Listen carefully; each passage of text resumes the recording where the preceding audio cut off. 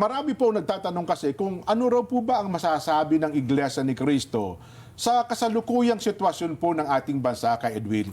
Kuya Jen, sa iyo nang galing ang tanong. Pasensya ka na, hihingi na ako ng dispensa, Kuya Nelson. Opo, Kuya Jen. opo. Sa inyo nang galing ang tanong, pero i-address ko sa audience natin ang Sige sagot. po, tama po. Sila po kasi yung nagtatanong talaga. Opo, kaya sa kanila dapat makarating. Nang mag-rally po ang Iglesia noong January 13, 2025, ang ipinanawagan po namin sa mga namiminuno sa ating bansa, at malamang ay naaalala niyo po ito, kapayapaan, pagkakaisa, at unahing asikasuhin ang problema ng ating bansa at mamamayan nito kaysa yung mga hakbanging magbubunga lamang ng awayan at hidwaan. Dahil alam naman ng marami po na ang mga ito pawang pamumulitika lamang.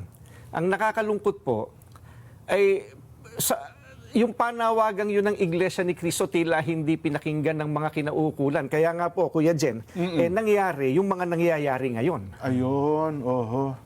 Mahirap talaga yung hindi nakikinig, no? Oo nga. Opo, Pero dapat po maging specific tayo dito. Opo, opo. Dahil baka hulaan nila kung ang dami kasi nangyayari ngayon. Ano po yung tinutukoy nyo dito na mga pangyayari ngayon? Ayun. Again, Kuya Nelson, ano po?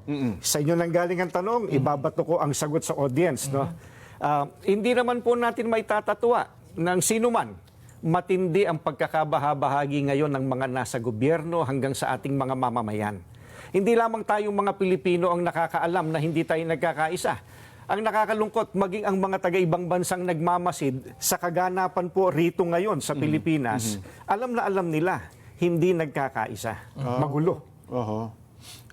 Malamang po, maging ang mga kapatid natin sa ibang bansa, ganyan din po sentimiento, kay Edwin, ano po? Oh. Sila po na nakakakita sa atin. May kanya-kanya silang opinion po. Oho. Bako, mabuti po, nabanggit niyo po yan kay Edwin, ano ha?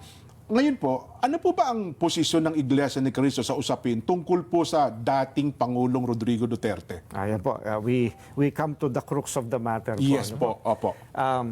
Para po sa mga kababayan po natin, ang posisyon po ng Iglesia ni Cristo ay ito. Kung ano ang tama at kung ano ang nasa mga batas natin, yun sana ang dapat pairalin. Huwag po itong pilipitin para umayon sa nais ng sinuman. Hindi po sumasang-ayon ang Iglesia sa anumang hakbangin na hindi naaayon sa mga batas ng ating bansa. Sapagkat ang batas po ang salalayang nagpapanatili ng kaayusan sa ating bansa. Kapag ang batas ay binaliwala, ay nagbubunga ito ng kaguluhan, hidwaan at kawalang hustisya. Alam niyo po iyan. Sino mang Pilipino o mamamayan ng ating bansa na may ginawang paglabag sa ating mga batas, dito dapat litisin sa ating bansa. Bakit po? Sapagkat gumagana naman ang sistema ng ating hustisya. Hindi po natin sinasabing wag litisin ang dating Pangulo sa mga iniaakusa laban sa kanya. Ang saga ng amin po, nagtitiwala ang Iglesia ni Cristo sa integridad at kakayahan ng hudikatura para pagpasyahan ng ganitong bagay at usapin.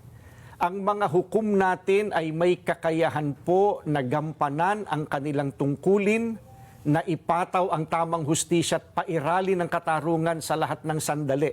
Kaya, hindi natin dapat isuko ang soberenya ng ating bansa sa iba. Yan po ang posisyon natin. Ayun, malinaw na malinaw, ano ha?